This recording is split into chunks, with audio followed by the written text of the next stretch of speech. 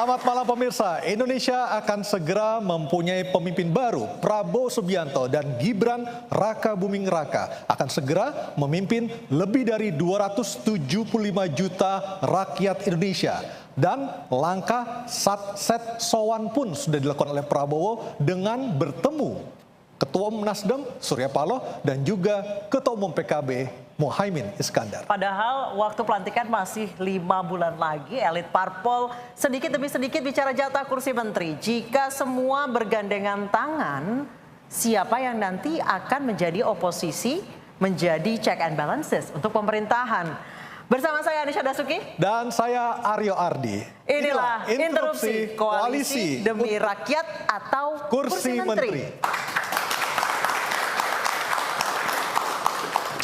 Sudah hadir beberapa narasumber di studio kami. Di sebelah kanan saya ada Dhanil Anzar Simanjuntak, politisi Partai Gerindra, dan Luluk Nur Hamidah, politisi Partai Kebangkitan Bangsa. Dan di sebelah kiri saya juga sudah hadir dua orang dari partai lainnya. Dua orang ini adalah caleg yang kurang beruntung dalam Pileg 2024 tahun ini. Ada Bang Masinton Pasaribu dari PD Perjuangan. Ya, malam. Malam Bang.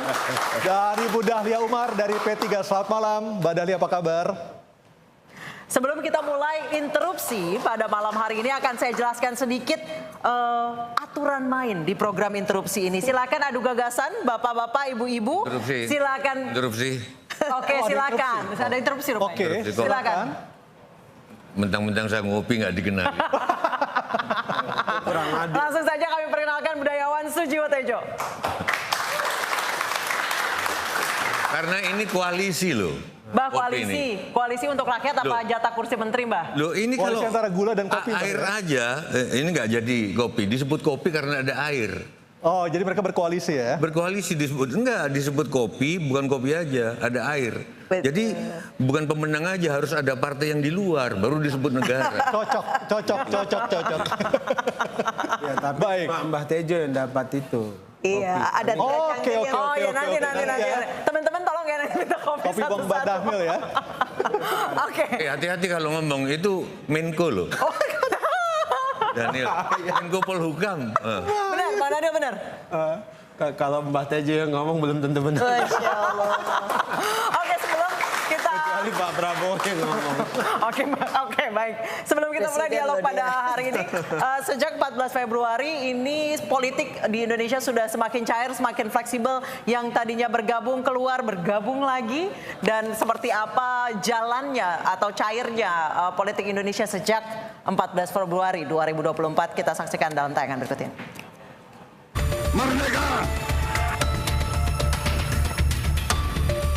Presiden terpilih Prabowo Subianto berupaya merangkul lebih banyak pihak untuk menjalankan pemerintahannya ke depan. Kelompok yang menjadi lawan di pertarungan Pilpres 2024 satu persatu digandeng menjadi kawan sejalan dengan alasan demi kedaulatan. PKB ingin terus bekerja sama dengan Gerindra, dengan Prabowo Subianto untuk mengabdi demi kepentingan rakyat kita semuanya. Mantan calon presiden 2024 Anies Baswedan punya jawaban sendiri menyikapi peluang bergabung dengan pemerintahan Prabowo Gibran. Kita tidak berandai-andai. Kalau saya jawab tidak, nanti akan bilang memangnya ditawarin. Oke? Saya bilang iya, memangnya ditawarin. Kan enggak, ya kan? Jadi sekarang kita jalani saja dulu. Jika Nasdem dan PKB mengambil langkah kerjasama dalam pemerintahan Prabowo Gibran, tersisa tanya bagaimana dengan langkah PKS. Dan kita sama Prabowo cukup lama hubungan, jadi udah nggak sulit. Oke, apalagi? Jadi memang ada rencana ya Pak buat masuk ke pemerintahan dari PKS? Ya kita dialog lah. Masa ujung-ujung main masuk aja kayak udah terima aja. Tapi berharapnya begitu ya? Ya kita arahnya pokoknya semua itu serba mungkin. Sementara Ganjar Pranowo mengungkap kemungkinan PDI Perjuangan berdiri di seberang jalan pemerintahan sebagai oposisi. Belum memutuskan ya, tapi saya kira kalau lihat statement-statementnya Bu Mega rasanya iya. Di saat PKS masih menantikan waktu pertemuan dengan Prabowo. Pertemuan Prabowo dan Ketua Umum PDI Perjuangan Megawati Soekarno Putri masih sebatas wacana. Itulah tadi perkembangan terkini dari situasi politik di tanah air saat ini pasca sudah semakin putusan cair, MK, betul semakin cair. Saya ke Mbak Lulu. Mbak Lulu, tanggal 5 Maret Anda adalah satu-satunya anggota Dewan yang memperjuangkan hak angket. Sekarang Ketua Umum Anda justru bersama Pak Prabowo dan meminta jatah menteri. Nggak malu, Mbak? Emang Pak Muhaimin bilang minta jatah menteri? Nyebut nama Pak Hanif Dakiri loh.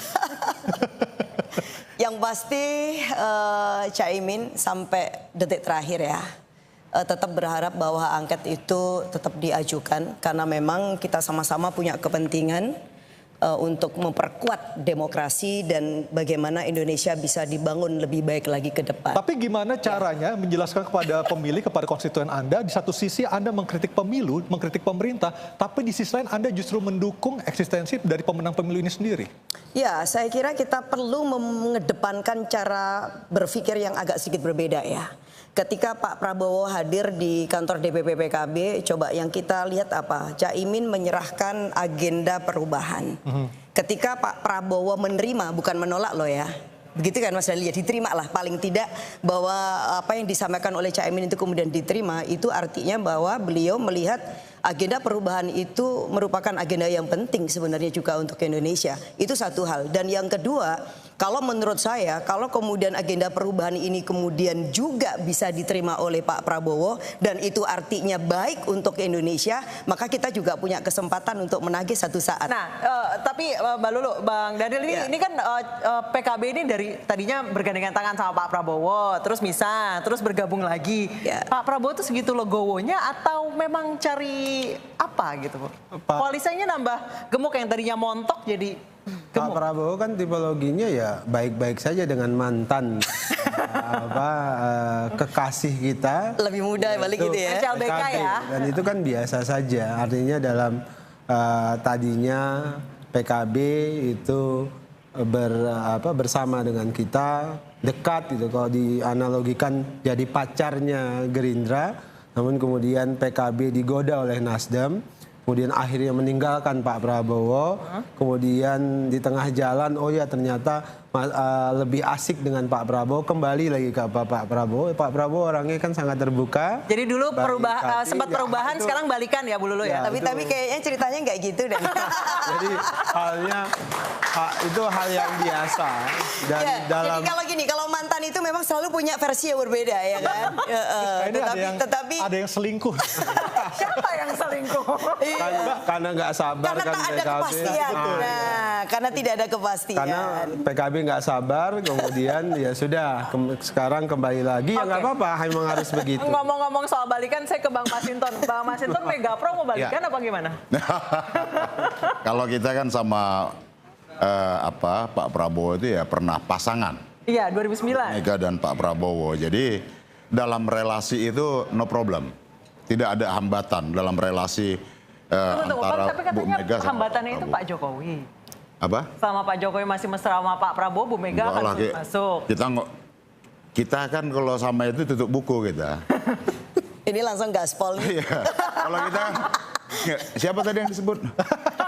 Kalau itu sama itu kita tutup buku. Artinya dalam konteks ke depan ini, pertama politik itu kan butuh komitmen, konsistensi, dan juga politik itu ya bukan sekedar jabatan dan kekuasaan. Bahwa dalam pelaksanaan tugas-tugas politik itu ya kita nggak bisa lepas dari yang namanya keinginan rakyat, kehendak rakyat. Tapi jelang Rakernas tanggal 24 bulan ini mendatang, apakah di PDIP itu lebih condong suaranya lebih banyak untuk berkoalisi dengan Pak Prabowo ataukah tetap jadi oposisi? Nah tentu karena ini menyangkut hal-hal yang strategis ya, bukan hanya strategis dalam arti konteks langkah politik partai, tapi juga strategis bagi bangsa ini gitu ya. Maka hal-hal yang strategis ini perlu perenungan dan pertimbangan sebelum diputuskan nantinya tentunya. Nah maka kami belum secara kelembagaan partai ya, kami belum mengambil sikap ke sana. Tentu masih dalam proses pertimbangan. Apakah berada di luar pemerintah, apa di dalam pemerintahan, kan begitu ya. Nah kalau kita melihat ya, ketika kita bicara dalam aspek demokrasi, dan ini penting menurut saya dalam pembangunan kualitas demokrasi kita ke depan dan juga sebagai edukasi politik buat bangsa ini. Tidak boleh lagi melulu umpama partai yang kemudian ya dia harus ada konsekuensi. Artinya kalau kalah jadi oposisi, nggak usah minta-minta ngemis-ngemis jadi partisan. Interupsi. Boleh di luar pemerintah. Interupsi. Bukan berarti dia harus anti pemerintah, tidak begitu. Baik. Di luar pemerintah dia bekerja untuk menjadi penyeimbang Sama-sama buat masyarakat. berkhidmat untuk bangsa ya. Oh iya. Oke, ada interupsi. Silakan, Pak. Pak Tejo. Saya nggak terima kalau Pak Jokowi disebut sebagai hambatan hubungan Prabowo sama Mega. Karena Mas Prabowo sayang sama Pak Jokowi. Mungkin Mas Prabowo lebih sayang ke kucingnya. Jangan-jangan hambatannya kucing ini, gitu. Benar Bang Daniel, hambatannya kucing. Benar. Jangan-jangan hambatannya kucing. Loh. Kucing itu suka menjilat-jilat kan? Nah, maaf. Jadi siapa yang mau menjilat? Gak tahu, I don't know. Dan suka gesek-gesek badannya itu. Pak Prabowo tentu tidak punya hambatan apapun, baik itu bertemu dengan Ibu Megawati, baik itu dengan Pak Jokowi, baik itu dengan Pak SBY. Bahkan sejak awal saya menyebutkan salah satu ambisi dalam tanda kutip. Ambisi Pak Prabowo itu adalah bertemu bersama dengan semua mantan presiden ini. Karena Pak Prabowo kan seperti Anda ketahui bahwasannya salah satu visi utama Pak Prabowo itu adalah keberlanjutan.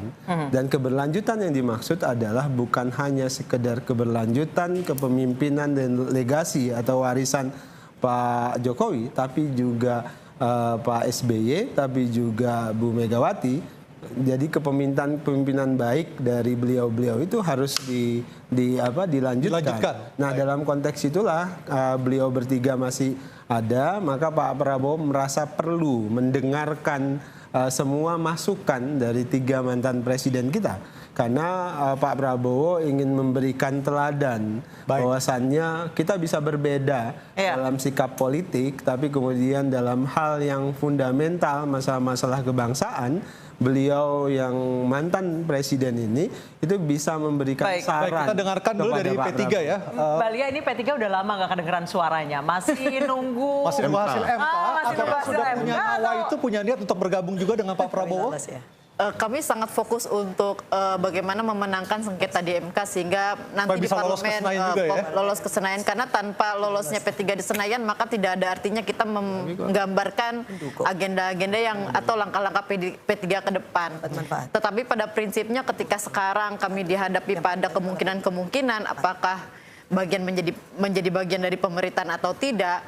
Pada kenyataannya dalam sejarahnya P3 selalu berada dalam pemerintahan. Oh, jadi akan geser juga nih kayak Mbak Lia? Belum pernah kemudian setelah Orde Baru berakhir ya, belum pernah dalam posisi oposisi. Artinya apapun putusan MK nantinya, P3 condongnya adalah untuk bergabung ke koalisi Pak Prabowo, seperti itu? Sebenarnya kan tidak bisa sepihak ya, juga tergantung Pak Prabowo-nya juga, tergantung Mas Gibran-nya juga gitu.